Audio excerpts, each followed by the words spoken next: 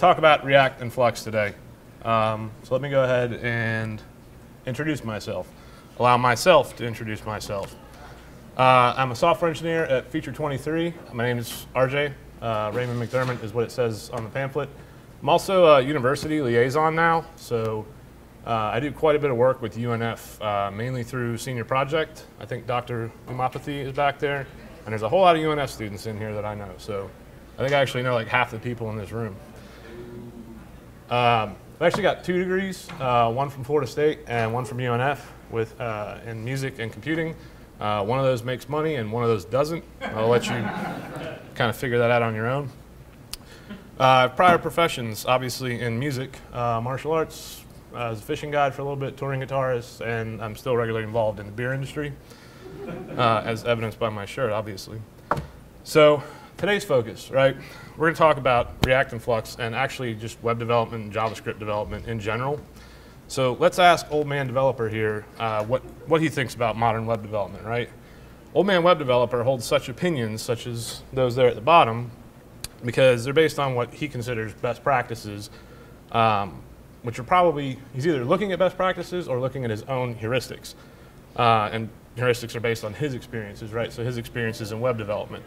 So regardless of your current opinions and heuristics on web development, I'm hoping that today's talk has a positive influence on them and gets you kind of thinking a little bit differently about things. For those of you that aren't familiar with React, who's written React in here? Who's familiar with it? So good, this is going to be new for most of you. So in React, you're going to hear like a lot of people, if you look it up in blogs and stuff, talking about putting everything in one file and blah, blah, blah. So that's not really what it is, but that's why old man developer is so cranky here. So first, we've got to talk about heuristics. It's going to be a really integral part of today's talk. Heuristics are defined on Merriam-Webster as using experience to learn and improve. They're generally referred to as rules of thumb, again, because they're primarily based on prior experience or knowledge. This means that they may not always serve as the most optimal solution, so you got to kind of apply them wisely, and it's going to vary based on your own experiences, right? They're typically the best that we can do. It's your best measurement based on your experience. So aside from all the technical reading and research that we do or we should be doing, all we really end up with is our own heuristics. So I could go on and on about JavaScript all day and all of the awesome, ridiculous mishaps that you'll find in this programming language. Quote, programming language.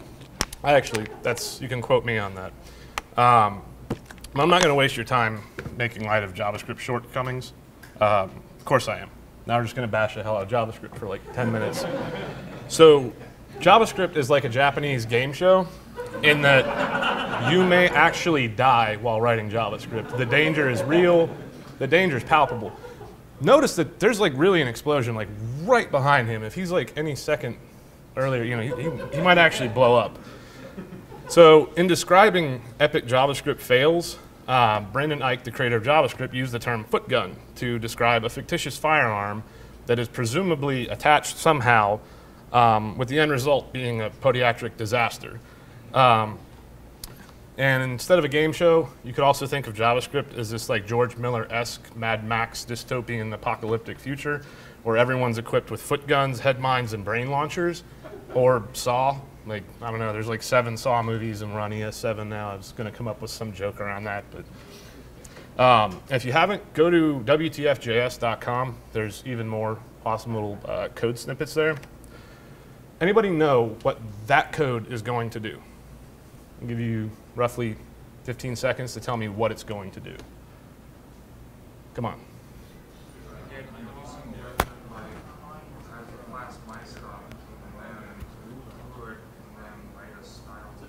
Yeah, no, who said that? Yeah, whoever said that, you win. You get it. The code's going to fail miserably. That's what a sane language would do. You would expect it to do. Because it's get elements by class name, doesn't return an array, it returns an array-like object. You can't iterate array-like objects. You have array-like properties like length, but because it doesn't inherit from array.prototype, you can't for each over it. So you've got a for loop or while loop or whatever over it. So these are the kind of things like this GIF right here, right? Like you think I got this. I've got JavaScript, and then something like that just hits you right in the face. I actually threw R in there just to kind of trip people up. So anybody know what the R property is? I found that because I was trying to look for really obscure properties. It's actually radius for SVG elements, but it is a valid CSS property. All right, so inevitably, how many of you seen this before? Anybody? All right. So this is a great metaphor for what happens on projects, right? So inevitably, some really well-intentioned, probably young junior developer waltzes in and they're like, hey, I've got it. We're going to use the latest, greatest, newest JavaScript framework. We'll deliver way ahead of schedule. All our problems will be solved, and it's going to be so much fun to code with. Meanwhile, the poor team lead, who's that guy, who should have been guiding the direction of the project based on his own heuristics, his or her own heuristics, is then passenger to what I refer to as Mr. Ike's Wild Ride, until the lone person in the building that remotely understands JavaScript charges in to save the day. I just love that dude just lazily falling off there, like, or the client pulls the plug on the project, either or. So let's ship. Let's go to production with JavaScript. There's your development team. Those are the two developers. Here comes the team lead. Like, what the hell happened? I thought we had this. I don't know what happened. So after all of that, why in the hell am I up here arguing for using more JavaScript, right? Because JavaScript isn't the problem. It's just a comical scapegoat. Like, we could sit here all day and just do this with GIF after GIF, right? The real problem is complexity in your JavaScript applications, in your JavaScript development. And the answer is moving towards simplicity. Anybody familiar with Simple Made Easy? It's a talk by Rich Hickey. Anybody in here seen that? Yeah, Brandon knows what I'm talking about because Brandon writes functional programming. So that talk is pretty much about functional programming. Rich Hickey is the creator of Clojure, for those who aren't familiar with him. In his talk, the first couple of things that he states are that complexity undermines understanding. He also states that simple does not equate to easy. They are not the same thing. So kind of think about that while we're going through this talk. Simplicity does equate to a lessening of cognitive load, right? So the amount of stuff that you have to hold in your head, if things are simpler, it's a lot easier to work through it and reason about. So this has the invaluable byproduct or result of better decision making, better engineering decisions. So the more esoteric concepts at play in your development or in your framework or whatever you're using, the less your teammates are going to be able to digest them, and I actually put the $ digest in there. I'm not going to pick on Angular or other frameworks, but I just thought that would be fun. So, or is it apply, $ apply? So unless your team is made up of 5 John Skeets, I imagine you have a team lead and some engineers of varying skill levels, right? They're probably juniors or interns on your team, and you're expecting them to deliver value, right? But you've chosen an esoteric framework, potentially, in a language that's about as reliable as it is good at dealing with things like math and dates. Why not give your juniors and pretty much everybody on your team something simpler to code with? Really, if you give them something simpler to code with, they're going to have more confidence in general. Better decisions up front are actually going to have another awesome and even more invaluable byproduct. It's a reduction of technical debt. I don't have qualitative analysis on this. I actually had a blog post about how using this pattern will reduce technical debt. Think about it as we go through here. The upfront decision making and the ease of maintainability, refactoring, all that stuff, doing that up front, you're going to have less technical debt. This is actually a really good guy to talk to if you don't know who Sean Mackey is. This man knows more about technical debt than anybody, and not in a bad way. So I had to put the requisite Dijkstra quote up here, which some people either love or hate him, so if I just pissed half the room off, sorry. But right here, he's arguing for simplicity, right? And he's pretty much stating that in mathematics, it's accepted, right? Again, going back to Brandon and functional programming. Can you guys read that tweet down there? So if you don't know who Pete Hunt is, he's one of the core team members on the React team, and he was kind of the evangelist for React and did a lot of talks, and had a lot of quotes from von Neumann and Dijkstra. So Tom Dale, one of the creators of Ember.js, had to troll him, and you get this awesome tweet. So there's a new term out there called kilohunts. So I'm at like 1 kilohunt right now with my Dijkstra quote, so I'll try to avoid going beyond that. So here's where I'm probably going to make some people upset. I'm going to get into my heuristics and what can cause complexity. Abstractions. This may seem counterintuitive since it's primarily what we do every day. But I've come up with a few heuristics around abstractions that should highlight the potential risks associated with them, and I think it's worth noting that I'm mainly referring to black box abstractions, not abstractions that you write, abstractions that you go seek out, add in, and just start throwing a bunch of libraries into your application. Typically, if they're black box, they're going to be inextensible. There are some great black box abstractions that are extensible, but the majority aren't. You end up kind of hacking around them. So who here is familiar with the law of leaky abstractions, the Joel Spolsky post? You better be. So like 10 people. You guys really should go read that. He gives a lot of really good examples in there. The best is TCP/IP and how you're building a reliable protocol on top of a completely unreliable protocol. I'm not going to get into the details of that, but for those of you that know TCP/IP, you should probably know what I'm talking about. The law itself states that all non-trivial, again, kind of larger black box abstractions to some degree are leaky. They're eventually not going to support something, or there's going to be some failure underneath the abstraction that you didn't expect. I like the fact that he states non-trivial here because, again, I'm not railing against the micro level. It's rather the macro level, frameworks and larger libraries that are potentially abstracting the wrong things. That's the next heuristic I'm going to get into. Obviously, this is very subjective, so let me define my heuristics based on my experience, and then you can yell at me on Twitter or after my talk. So, second heuristic is too many abstractions is generally a bad choice. And I think this one's less controversial. We've all heard the phrase, you know, yet another layer of abstraction, and we've probably experienced that at some point. What's worth noting here is that in our effort to achieve simplicity, we need to temper the level of abstraction to what's an appropriate level. Again, that's very, very subjective, so you get the answer, the awesome, terrible answer in software, it depends. It's within what context, right? Otherwise, you could end up creating an intractable number of abstractions, and the nasty byproduct there is going to be increased cognitive load. The next heuristic is abstractions can be limiting. Cognitive load, so how much stuff you have to hold in your head at one time. So this should really say black box abstractions, again, can be limiting. If you didn't create the abstraction, it's likely difficult to alter or extend, as I already mentioned. You'll inevitably run into the framework doesn't support it scenario, and there's like a group of people in this room that I'm sure know what I'm talking about. You end up crippled by the set of operations that the abstraction provides to you. Templating engines are a really easy example of this. Templating engines seem really cool, and again, it's in context. I say they're limited because Razor has C# behind it, so it's not really limited, but that's also on the server. I'm really talking about JavaScript templating engines here. Like, I don't want to pick on Handlebars, but you're only going to be given the operations that Handlebars gives you, and if it doesn't support something that you need, now you have to go hack to get around it, right? So abstractions can be limiting. Choosing the right abstractions. I kind of alluded to this one earlier. This is derived from the first heuristic in that it draws a line in the sand as far as too many abstractions goes. Effectively, you have to use your own heuristics to determine what is or isn't worth relinquishing control over. You're inviting risk into the project when doing so, but given enough experience, you should be able to make a sound decision.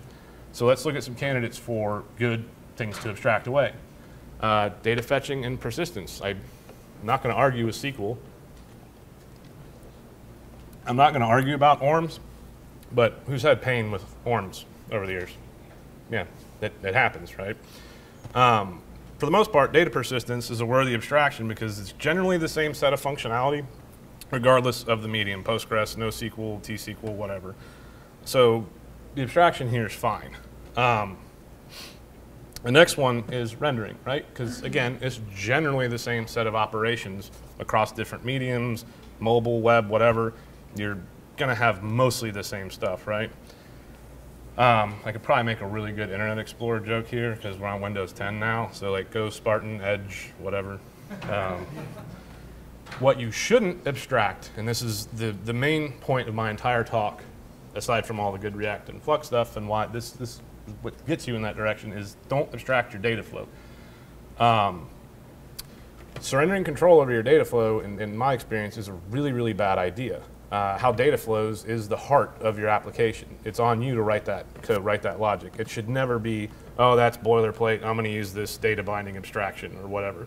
You've effectively given up the way your data flows to an abstraction. So I don't like frameworks that make that decision for you.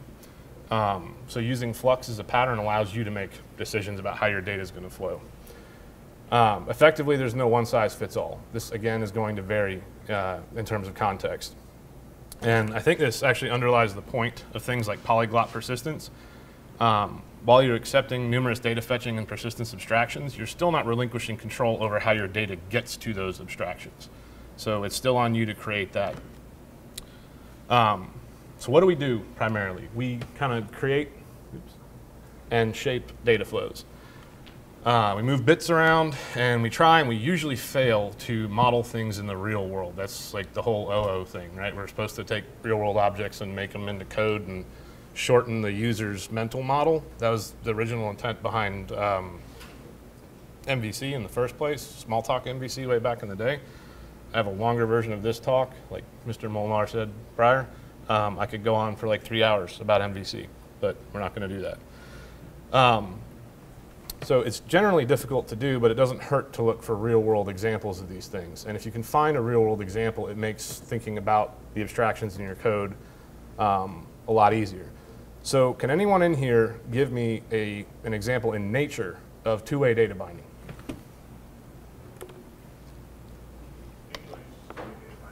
What's that? In nature.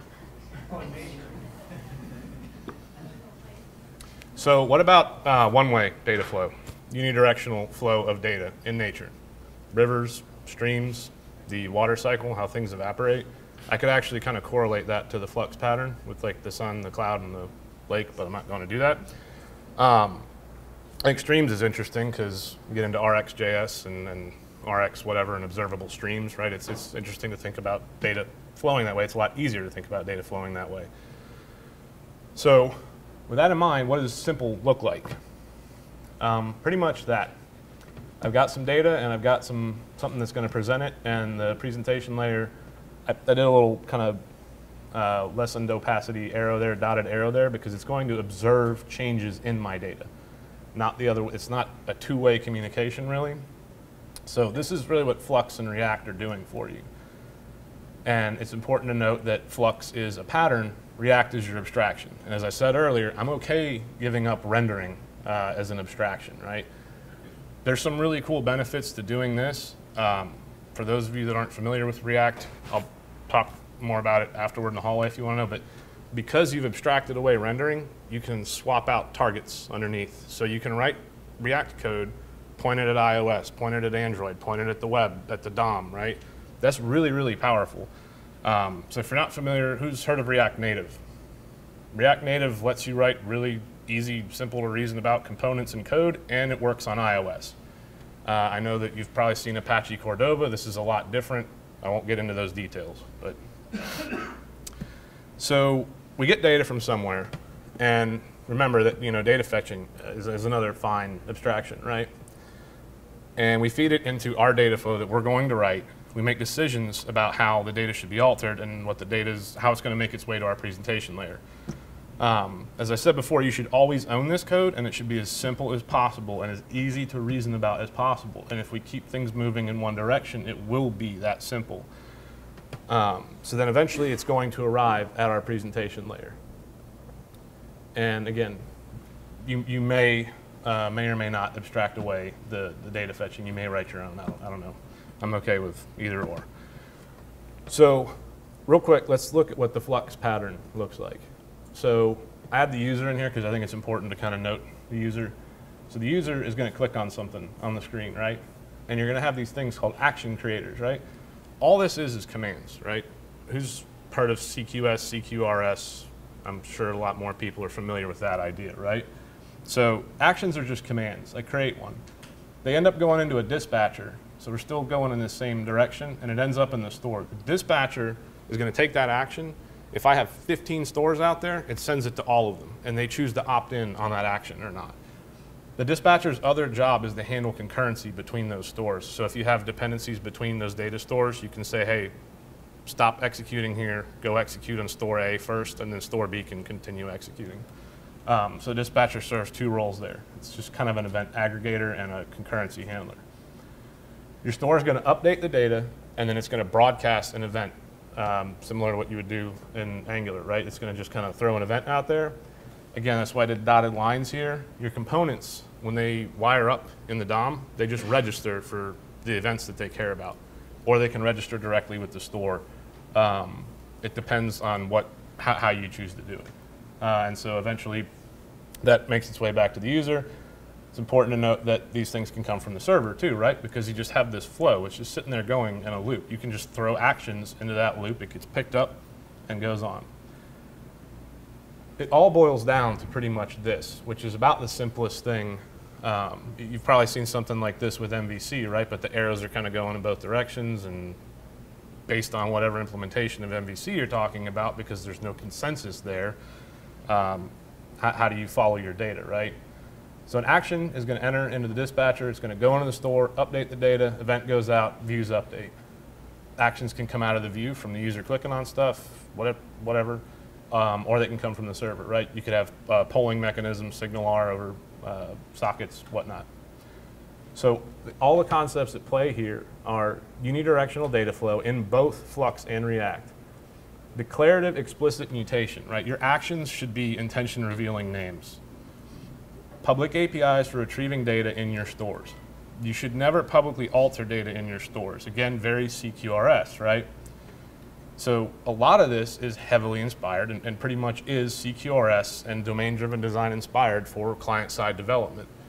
That may be a bit much, but you just borrowed those concepts. You don't have to know CQRS. You don't have to know how to do domain-driven design to do this, because the concepts are kind of watered down and simple.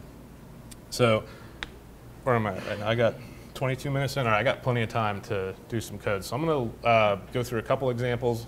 I've got some pre-baked examples from Chef Molnar's oven down here, for those of you that were in his talk.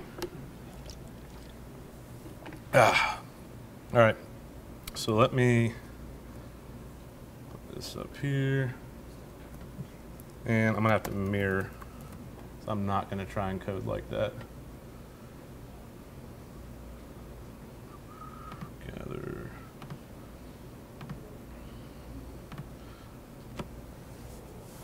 All right. Cool. So is that going to be readable? Maybe. No, it's not. We'll just swap back and forth. All right. So I built this little kind of demo code on the beach app, right? Anybody watch Silicon Valley? Yeah. So there's Ehrlich. I didn't want like copyright issues, so I made that name up.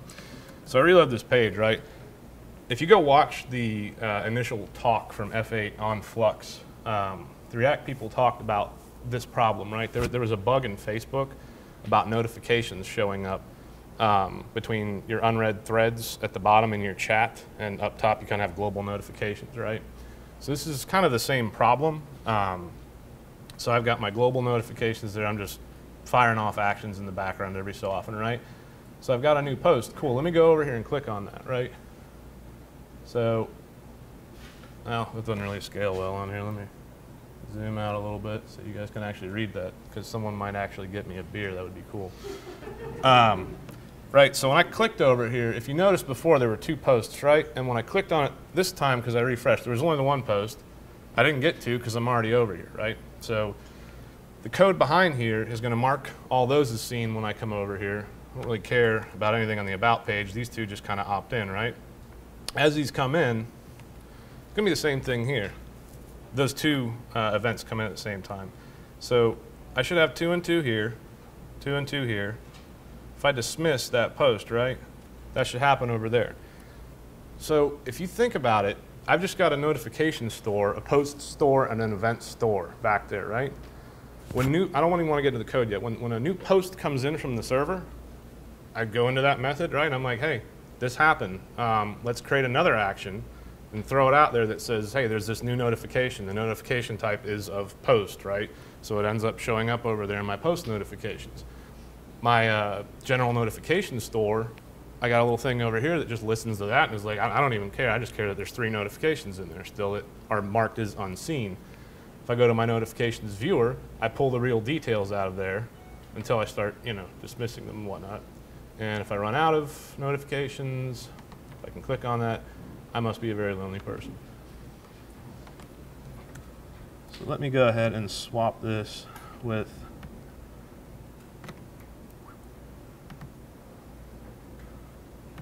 this. And for those of you who haven't used Chance.js, it's really awesome at creating mock data. And also, I'm not using any fancy, let's do this like nonsense, right? I'm not using any fancy routing stuff. I'm actually listening to window events and using the hash up here for tabs. So again, I just got a little store there that monitors that. But as these enter, so if I click over here, they're going to get appended or unshifted into the array in the front.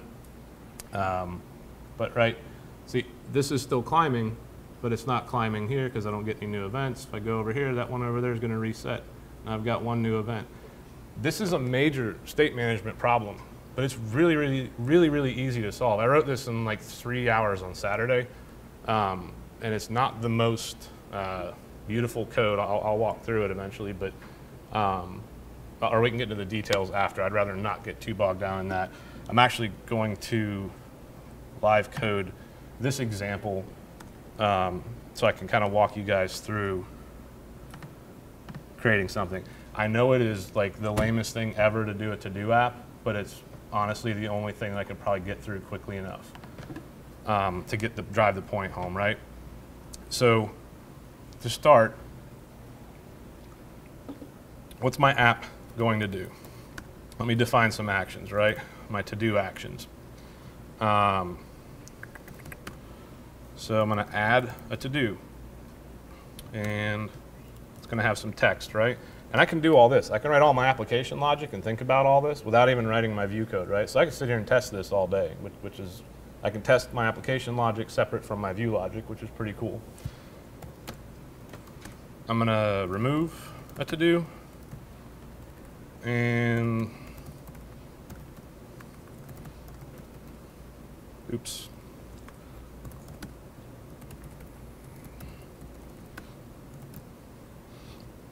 So this is what my kind of like my API is going to look like for my actions, right?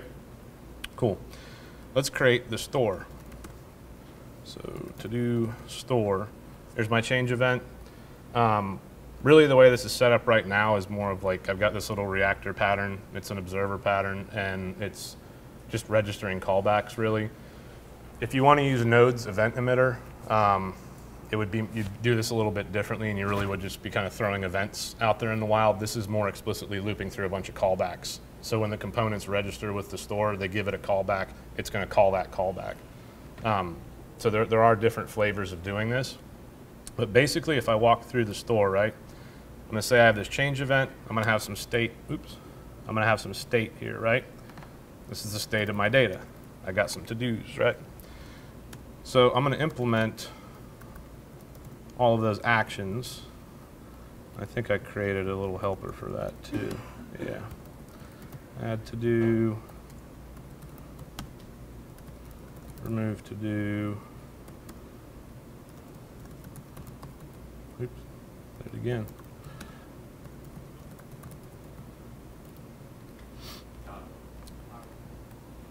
Was that? Yep, correct. So you can pull these things out into constants if you want. I do the little string matching deal.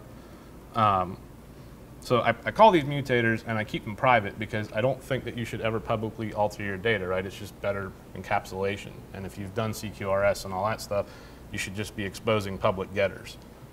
So the way that the data is going to get mutated, right, happens down here. I register with the dispatcher. Everything happens through actions. So when this store wires up, I register the change event, right? I can pretty much do that whenever. But I register with the store, and I register this function, and I say, hey, you're going to receive actions from the dispatcher, right? So the action comes in, and this is where the store either opts in or out. If that action's type is up in that object, go ahead and invoke that function and pass the action along. If you see a lot of traditional idiomatic implementations of Flux, you'll see a big switch statement in there where they switch over a whole bunch of stuff. This just saves you some boilerplate. It's a little more elegant solution. Normally, or not normally, lately, I've just started returning the entire state object because otherwise you end up writing a lot of getters. In some cases, that's better than others, again, given context. So here we'll go ahead and do that. We'll do get completed to-dos, get complete, get incomplete to-dos. So this is going to be pretty easy, right? Go to my to-dos, filter, function, on the to-do, return, if it's complete, right? And do the same thing here, or yeah, incomplete, right? Pretty simple. So this is pretty much the actions, and the store has all of our application logic. So when people tell you that React and Flux are a poor separation of concerns, I definitely think you should walk through this pattern first before making that choice. So let's create the UI components, right? We'll just call this to-do app. What's our to-do app going to do? It's going to render out some to-dos. So where are we going to get those to-dos before I do all this? We're going to say get initial state. And actually, before we even do that, how's it going to get its state, right?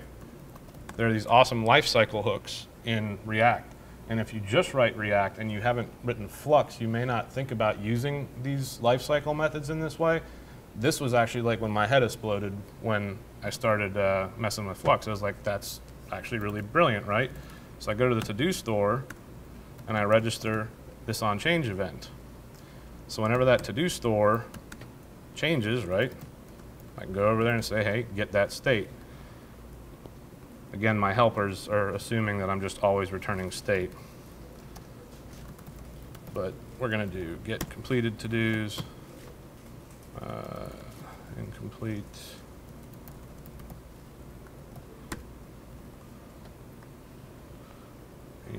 And so we have to get our initial state, right? Don't have to do this anymore. Actually, if we wrap it like that, and we'll make get state.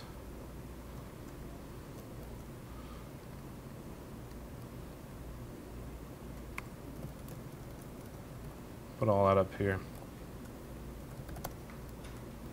We just have to return an object, right?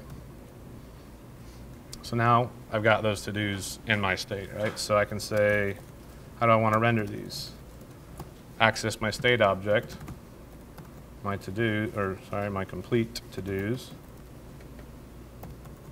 map over them, and I don't really want to suffer the complexity of all the to-do stuff in here, the to-do item stuff in here. So I'm going to create another component called to-do item. I'm not going to get into keys, but they're really important. So not to get into the details of React, but it uses a virtual DOM diffing algorithm. So it kind of uses these immutable data structures, makes trees, you know, so you got a virtual DOM behind the scenes that maps to the actual DOM. These keys are ways for it to track when it diffs between two different renders. So when this thing initially renders in the virtual DOM, it goes and creates this abstract tree, right? When I make changes, if I have those immutable data structures in their implementation, this helps them track it down and say, okay, I can do a key comparison here, right? So if you don't use keys on arrays, like the whole thing is going to get blown away and you're going to get really weird behavior. So be really careful about keys. That's the only like really bad gotcha in React, opposed to a lot of other frameworks and concepts. So I'm going to pass that to do data down. Do the same thing for incomplete.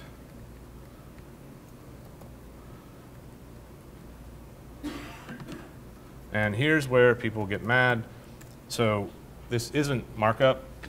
Again, I'm creating a virtual DOM. This is a function. Behind the scenes, this is just kind of a luxury to help you think more simply about what your DOM is going to end up looking like and how your interactions are going to happen with it. Who's written like jQuery where you like do all that nasty HTML string concatenation, just like the worst?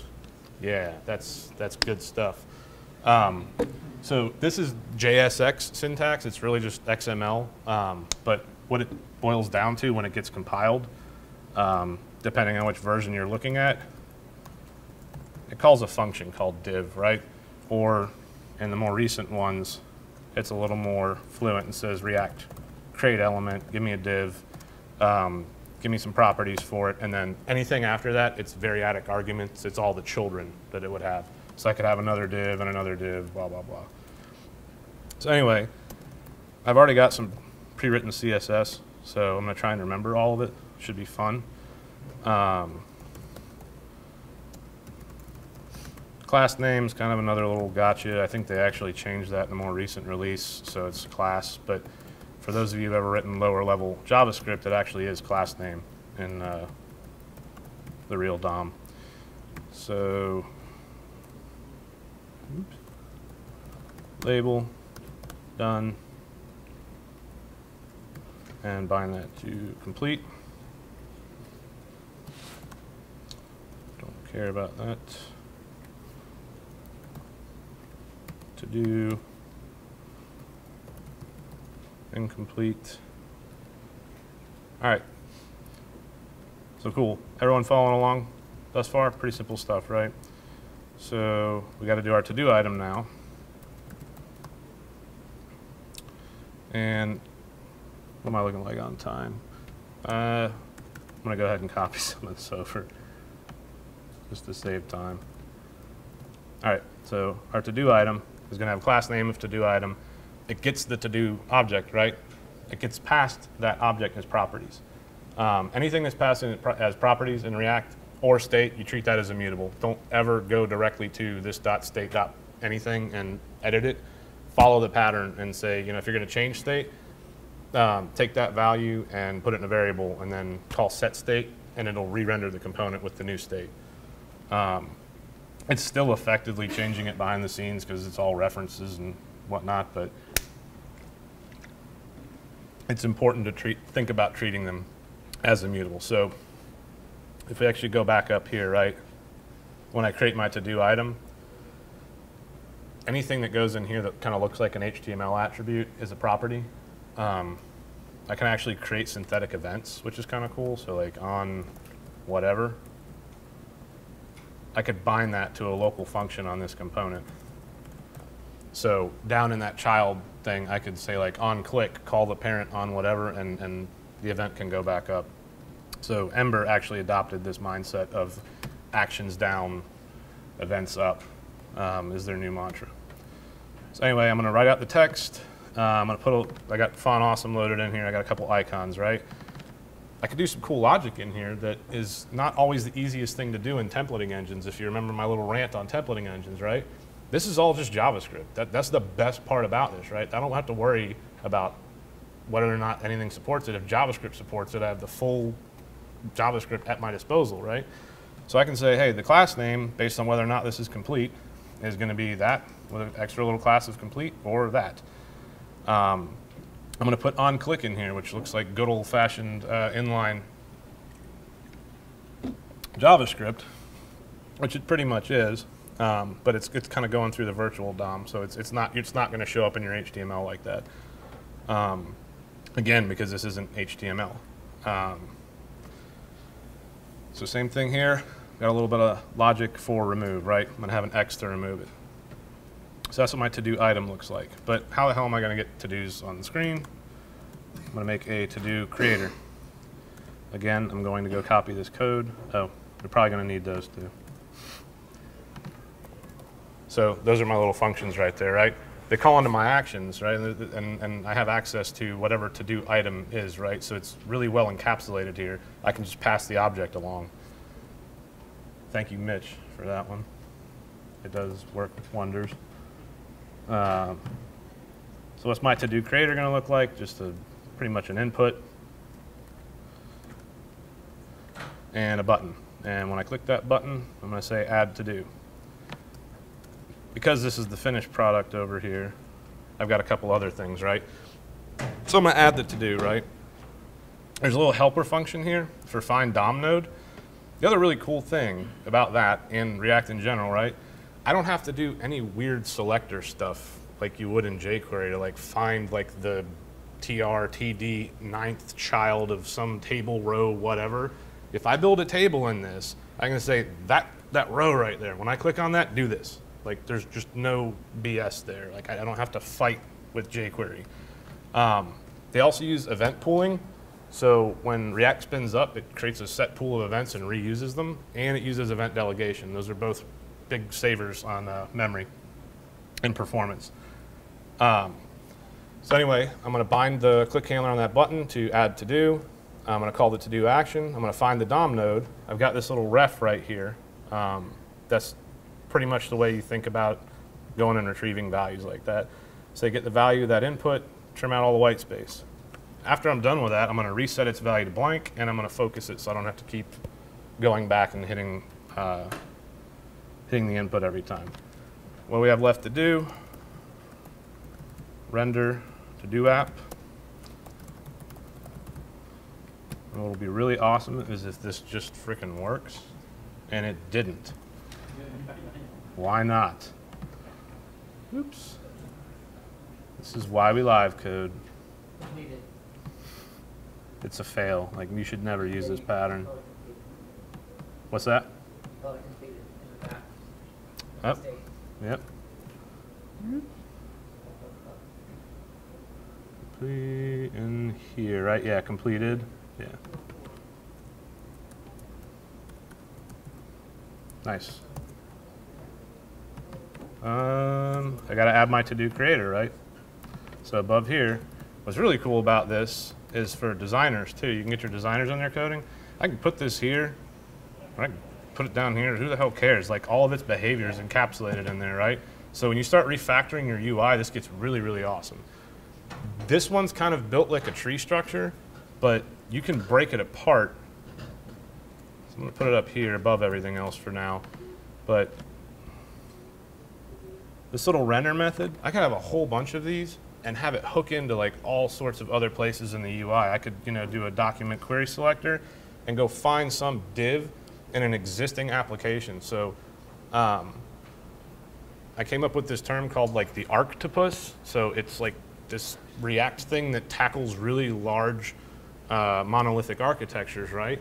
You insert this into a page and it just kind of sprawls out everywhere and just like mine, replaces all the crap with much better, easier to maintain code. So, hey, there we go. So what you guys need to do is fail again. So let's just do this. Go into Mr. Molnar's oven and take my pre-baked version of this. Ugh. I just grabbed to codes. Yep. So from about here on up, we're going to replace all this with the finished product. You've got to have your fail-safe, right? I didn't put that in there twice, did I? Yes, I did. So they have a nice little thing for animations. They're actually inspired by ng animate in Angular.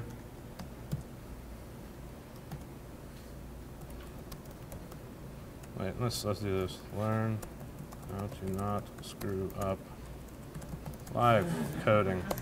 Yeah, whatever. Like, make typos. Learn React. Right, so I'm gonna go check this guy. Hey, look where it goes, right? Check it, maybe I uncheck it. Maybe it goes back in my to-do list. Maybe I click on it and it's done. Like, it's gone forever. I banish it from this universe, right? So pretty simple little app, but I mean, you guys kind of get how easy it is to code this way. Like, Nothing unexpected aside from my typos and errors. Because I've got those 3 actions, nothing should ever happen other than those actions. Again, from a testing perspective, right? Hey, look at that. Look at that. So I can do that from the console, right? There's some really, really awesome stuff that you can do with this because you've kind of got your own little application domain and loop that this is all running in. It's getting back to the roots of traditional MVC in a desktop development mindset. What we're doing in the browser now with JavaScript development, client-side development, you're doing desktop development. It's exactly what you're doing. You got your own memory, you got your own heap, stack, all that stuff. So why make it any harder than that? Why bring a whole esoteric bunch of garbage in there when you can just write simple code? You own all this code. That dispatcher is like, you can write an even smaller version of it, but it's really, let me go find it.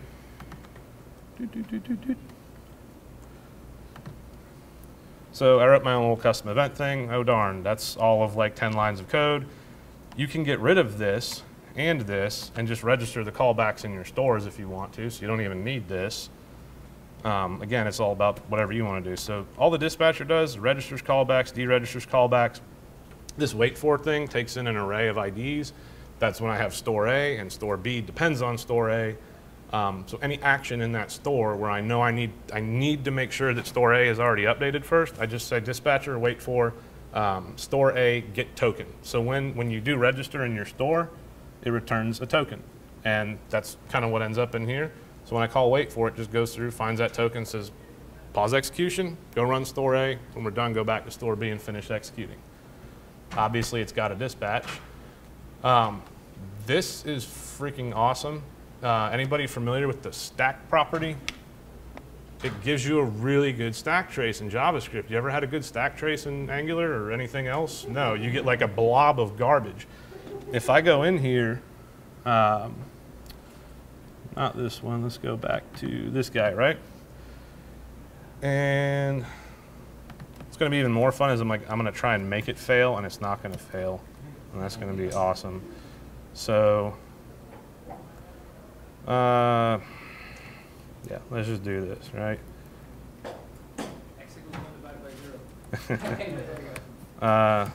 There, that should probably break something. Open up the console. Oh man, it's just so awesome that it never fails.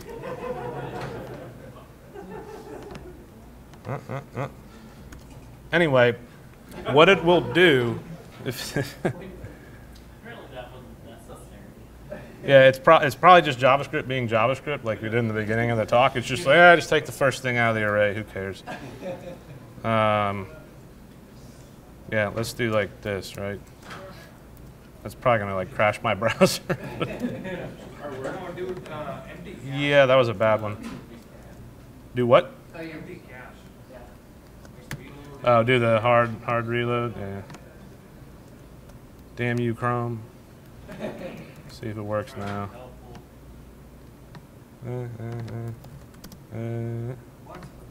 Yeah, I don't know. So anyway, this here, we'll do this. If you want to like troll me on Twitter or whatnot, my website and Twitter handle are both Developer Jesus. So, right? So I talk about this, and I didn't put a freaking image in there. So anyway, when that stack trace comes out, you can actually, it'll give you the line, and you click on it, and it takes you right there in your code. So you don't have to go search around for it. I actually changed that in the minified jQuery on an application that I'm working on right now, because the developer was working on it before me, put some code in there that was swallowing errors, and I couldn't track things down, and I got tired of it. I put that in there, and now I just go to wherever the error happened. So just nice little tip and trick. So let's get back to this. I think this is really important to discuss. Yeah, I've got a little bit of time left. So the war between the states, right? You saw me talking about how I can code my stores, right? And it's just application state versus the view state, right? I can sit there and build an entire application, build out all my stores, test all my stores. I can do the same thing with the components, right? There's a cool function for get default props in your UI components in React, so you can fake out data there if you want to do it that way, or just put fake data in your initial state. So whoa, PowerPoint just ate it over here. So anybody familiar with this concept? Know what this is from? Made-driven design? Pretty much, but there's a certain guy who talks about it. This is from a recent talk. So that one is from React 2014, which has nothing to do with React. It's the React conference about functional programming in London. This is from React Europe, which was a React conference in Europe somewhere, maybe London. So that's Greg Young talking about event store and temporal correlation queries. This is Dan Abramov, who works on React. He has a really, really cool talk that I think everybody should go watch if you're going to start doing this, where he talks about your stores being reducers of state. So you just capture all the events and actions that you click, and you just reduce state, right? If you have all those actions and you run a reduce or a flat map and bring everything down, now you have your current state. So you could serialize the state of everything that your user did and then use that to debug. So like the app crashed, right? And you've got all those actions captured, serialize it and send it off. You can replay and actually see what the user did, every event that they did, which is really, really powerful. Ultimately, I kind of borrowed that idea and said that function of simplicity and reliability. You write reliable code, simple code. You can write confident code. So anybody have any questions? Questions, because I don't know why there's not like a question mark in there. I don't know. I want that shirt. And for those of you that don't know who Douglas Crockford is, that's just like even more awesome. RJ, yeah. A couple of statements I just want your opinions on. Sure. First, the dispatcher, the removal of the switch case, that's awesome. That's something similar to what we're doing. But if you actually think about it, the dispatcher's wait for, that's its end, right? It's what? That's its main Yes. feature. Yes, absolutely. The other stuff is kind of needed, but okay, it's, Yeah. it's a nice to have. But if you don't need it, do you think that the actions themselves can Call the stores. double as dispatchers? So there's an implementation called Reflux that does this. They take the dispatcher out of there. There are a lot of implementations of Flux, a lot if you go look for them. Redux is the one that Dan Abramov did with the reducers. He actually doesn't do a bunch of stores. Typically you do one store for like a domain specific entity or area, like chat or notifications. He just does one big store. Not that that's a bad thing. Redux is a really cool framework. The reason I don't want to like sing the praises of those is that again, if I had to pick one, it would be Redux. You're handing off control again by using Redux as a framework, using Reflux as a framework. We have a client that I've actually kind of been helping on the side. He's using Reflux, which is just the action stores and components. He's having a lot of problems with it. And he even admitted in there, and it kind of got me thinking about that heuristic, right? That maybe I shouldn't have accepted this abstraction around the data flow. So because you can write this and own it, you can tweak it however you want. You don't really have to use Reflux. You can just Sure, yeah, you can write it yourself. Yep. Yep. Or something and have actions. Yep. Second statement. Hmm. Nobody else has a question. Do you really think that React is a good framework for companies providing true business apps like Beeline that you've done? Mm-hmm. You know, we have to support IE7, we have to support IE8, and obviously for React we have to use the Shims.